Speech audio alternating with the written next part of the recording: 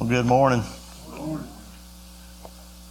Brother Donald's about preached us a message there by itself there. It was.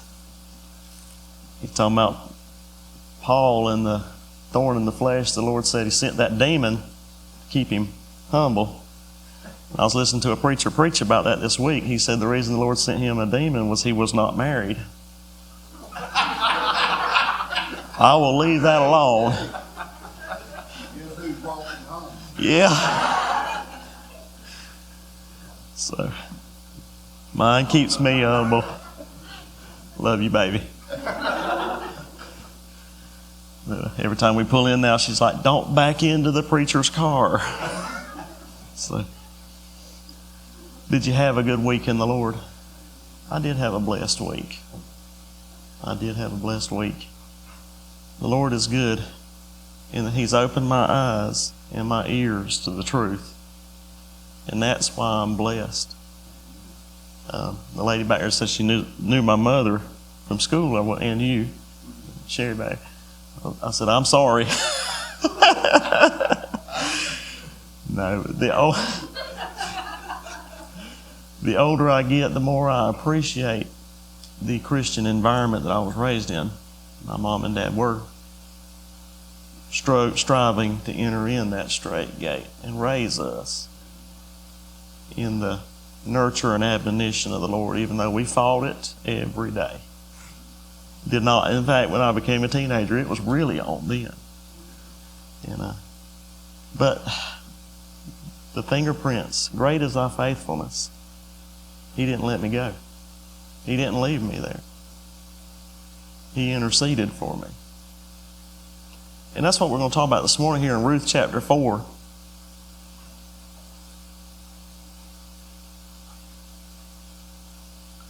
I hope y'all have enjoyed this as much as I have. Just the things that the Lord has showed me. This book's, the world says this, and it is a beautiful love story, but it's moving the story forward and pointing to Jesus. And we get a picture here of our redemption. Listen, Elimelech's dead. Mahlon is dead. Chilion is dead. There's nothing they can do to restore their family line. But God intercedes through the preordained, the way He laid it out is the Levirate marriage, which started in Genesis 38. Now this, like I said, this is strange to us. If a brother-in-law were to go and marry a widow now, we would, boy, the town gossip would light up. But this was ordained of God. He gave this as a way for the Jews to preserve the family line. And as we saw last time in verse 1 there, Boaz went up to the gate the very next day. This became priority. Jesus, when He came, He said, I must be about my Father's business. I must go to the gate and intercede on your behalf. You are dead. And there's nothing, listen, this started out with one man's disobedience, and it ends with redemption because of one man's obedience. And these are here so that we can visualize and identify with what God has done for us spiritually. Let's read these verses here in chapter 1. Then went Boaz up to the gate and sat him down there, and behold, the kinsman of whom Boaz spake. Now remember, he told Ruth there's a nearer kinsman. But this man's never met, his name is not given in this book, which is very peculiar. I mean, even Orpah, who went back, her name is mentioned. But this man here, his name is not mentioned. And I think, Naomi sent Ruth to Boaz, but she did not send him to this fella, because I think she already knew what kind of fella he was. And so they go to the gate here, and if you would think of the gate in our times as like the courthouse. That's where legal business is conducted now, so that you can visualize this. Imagine going down to the courthouse and gathering you up some men and making this legal transaction here, which is what happens. And Boaz spake, of whom Boaz spake, came by, of whom he said, Ho, such one, turn aside, sit down here. And he turned aside and sat down. And he took 10 men of the elders of the city and said, Sit ye down here. And they sat down. And he said unto the kinsman, Naomi, that is come again out of the country of Moab, selleth a parcel of land, which was our brother Elimelech's. And I thought to advertise thee, saying, Buy it before the inhabitants and before the elders of my people. If thou wilt redeem it, redeem it. But if thou wilt not redeem it, then tell me that I may know, for there is none to redeem it besides thee, and I am after thee. And he said, I will redeem it. Okay, so he's agreed to do this. There's land involved, possessions, like you talked about. Those lepers wanted to get back to their possessions. They wanted to get back to their normal daily life. But watch this. Then said Boaz, what day thou buyest the field of the hand of Naomi, thou must buy it also of Ruth the Moabitess, the wife of the dead, to raise up the name of the dead upon his inheritance. And the kinsman said, I cannot redeem it for myself, lest I mar mine own inheritance. Redeem thou my right to thyself, for I cannot redeem it. What do y'all make of that? What do you make of that? He was willing to do it as long as there was possessions, but there were people involved here. Aren't you glad? Listen, Jesus told that fellow that came to him, he says, the foxes have holes, the birds of the air have nests, but I have nowhere to lay my head. I'm not here for possessions, I'm here for the people. Boaz is here interceding for the people. The land come with it. He didn't tell, hey, Ruth would make you a wonderful wife. None of that. He just said, the day you buy this. The day you buy this, you must also buy this woman and raise up seed for the dead. The dead. The prayer of intercession here is just remarkable. Have you ever thought about the prayer of intercession? Interceding for people? Y'all know in 2019, y'all saw what we went through with my family. My brother, after 25 years of being on drugs and strung out. And that year, God just burdened me, and I interceded on his and prayed for him like I have never prayed before. And God answered prayer. And I got to think, during that time I told y'all when we were praying about it, nothing I own mattered to me anymore. I would have given it all to rescue him out of that. Now, did he want that at that time? See, when we're interceding, we may be interceding for people that don't want our intercession.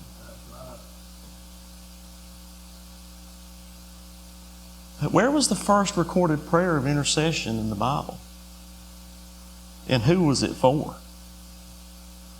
Well, I've looked it up for you. Let's go to Genesis chapter 18.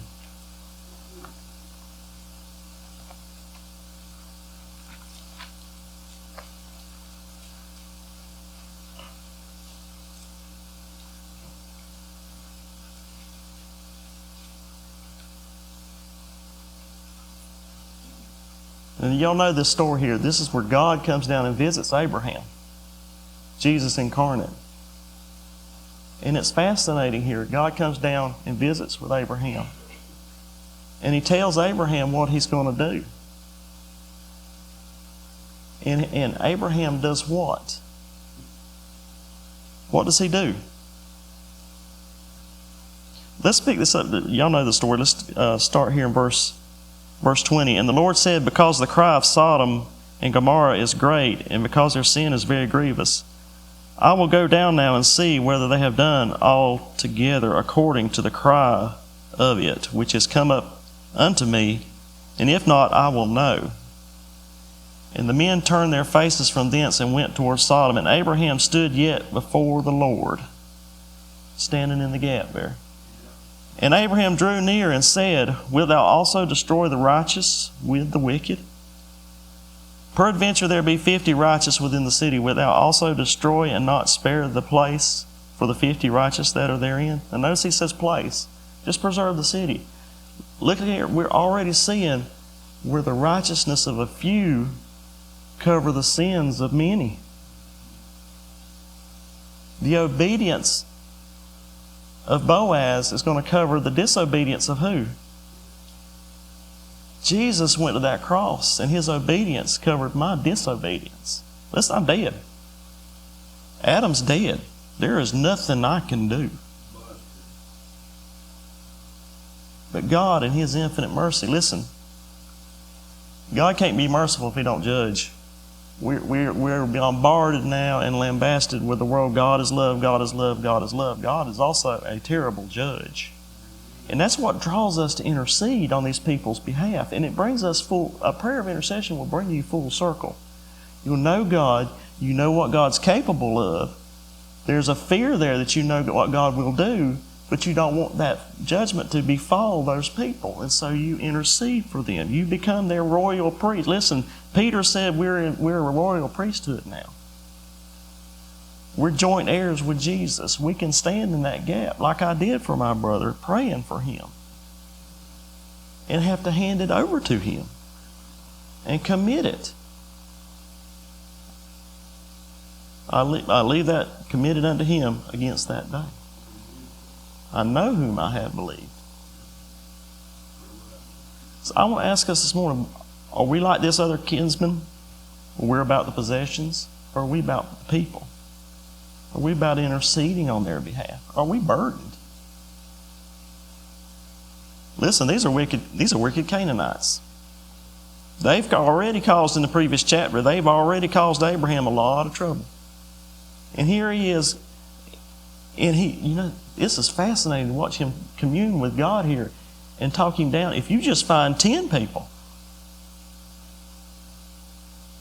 will you spare them? Why didn't he go all the way down to one? He quits and goes home too early. And there's Clay Wilson.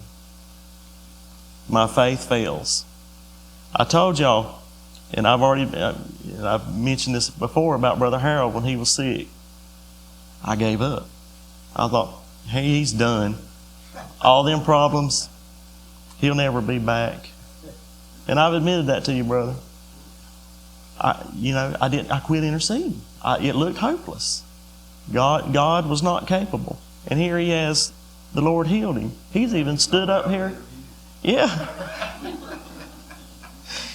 He's even stood up here and led singing. That's our God.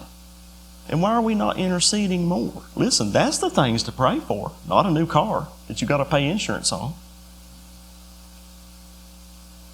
My brother, the blessing that I got out of that and what the lessons I learned, that was not a joyous occasion. And true intercessory prayer is with much fear and trembling and tears. So who are we interceding for today? Who has God laid on our heart to pray for? Are we like this? I want to leave you with Job. Job chapter 42.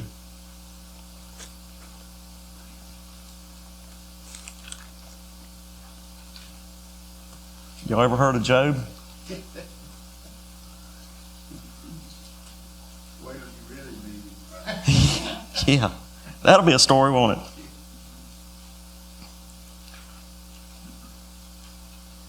We're all familiar with this and the things that Job went through. And how his Baptist friends showed up and told him all the things he had done wrong, and that's why he was going through what he was going through. But that wasn't so, was it? That was the hand of the Lord. Listen, our trials and tribulations are to make us, draw us closer to Him. That with my brother was a fiery trial.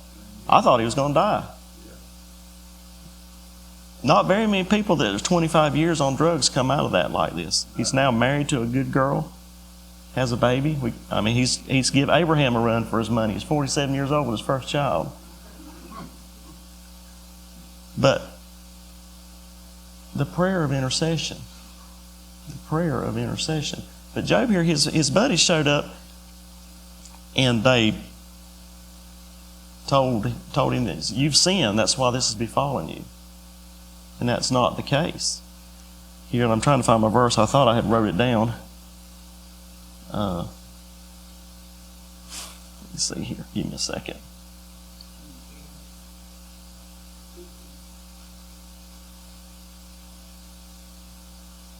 Verse 4. Let's start here in verse 7. I'm sorry.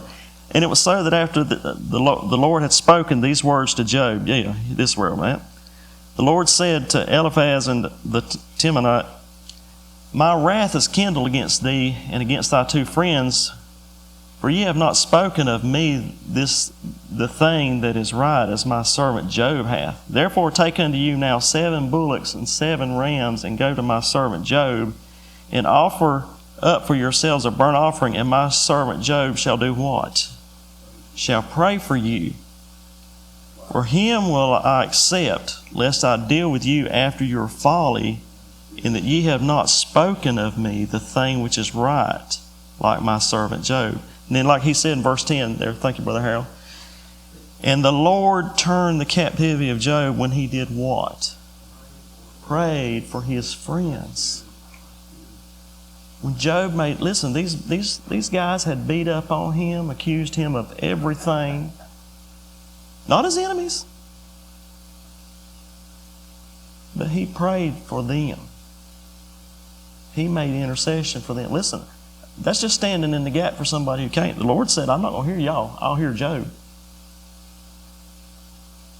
Go to my servant Job and he will pray for you. And then the Lord turned his captivity. You know, we're challenged to pray for our enemies. Ooh. We are challenged to pray, but the Lord said pray for your enemies. And I think about that prayer too. Or when Jesus told Peter, he said, the devil has desired to sift you like wheat, in Luke 22 there. He said, but I have prayed for you. Now, was Jesus' prayer answered? He says, when you're converted, in other words, you're going to deny me, Peter, and it's going to change you. It's going to alter you. But after it does, strengthen the brethren. You know why? Because even after it altered him, he found out Jesus still loved him. It still fascinates me to know that God loves me today, knowing the sin I'll commit tomorrow. And that's because that intercessor is right there, right now, brother, interceding on my behalf. I want to challenge us this week to find somebody and intercede on their behalf. They might not want it right now. I'm available.